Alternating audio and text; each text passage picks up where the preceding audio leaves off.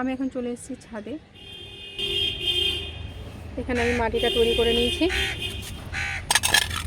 এবার আমি শাকের ইয়েগুলো লাগিয়ে দেবো, ডাঁটাগুলো।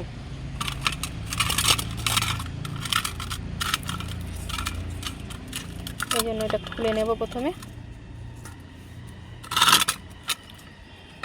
খুলে নিয়ে একসঙ্গে 2-3টে করে নিয়ে ডাঁটাগুলো নেব, দিয়ে এখানে পুঁতে দেব। যেগুলো মোটা আছে সেগুলো একটা একটা করে দেব, আর যেগুলো সরু আছে সেগুলো 2-3টে করে একসঙ্গে পুঁতে দেব।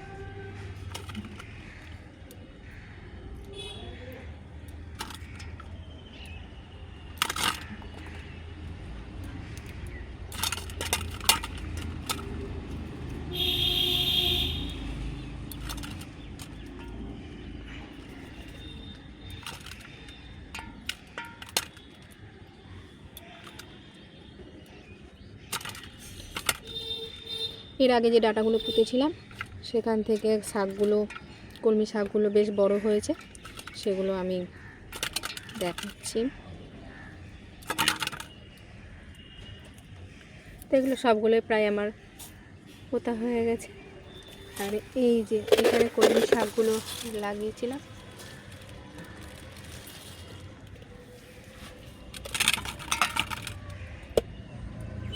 দেখো দুজনেই চলে এসছে। আর একটা জিনিস দেখাই, এই যে পেয়ারা গাছটা আমার পুরো শুকিয়ে গেছিলো, সেই গাছটা থেকে আবারও পাতা বেরিয়েছে।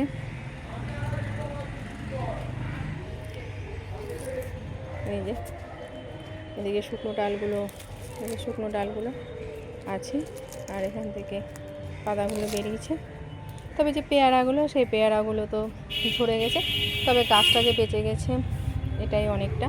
আর গাছে আবারও অনেক ড্রাগন ধরেছে। কিছু তো ড্রাগন আমি তুলেছিলাম, সেই তোলার ভিডিওটা তো প্রায় দেখিয়েছিলাম। আর এই যে ছোট একটা গাছ যেটা কিছুদিন আগে লাগিয়েছিলাম, সেখানটাতে দেখো কত ড্রাগন ধরেছে। এই যে লাগিয়েছিলাম, এর ভিডিওটাও দেওয়া আছে কখন লাগিয়েছিলাম, কতদিন আগে। এই দেখো ড্রাগন ধরেছে। নিচের দিকেও কিছু ফুলে আছে।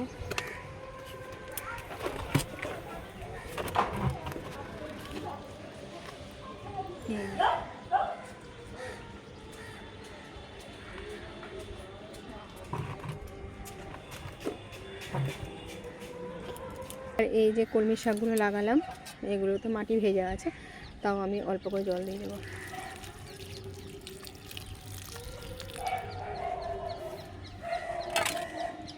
এখানে যে পুঁই শাক গাছগুলো লাগিয়েছিলাম, সেই পুঁই শাক গাছগুলো অনেকটাই বড় হয়েছে।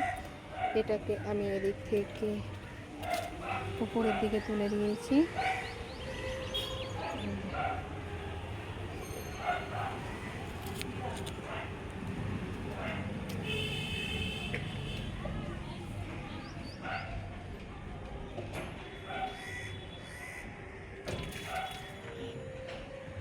এই যে এগুলো জুঁই ফুল, এগুলো আমি তুলে নেব এখন।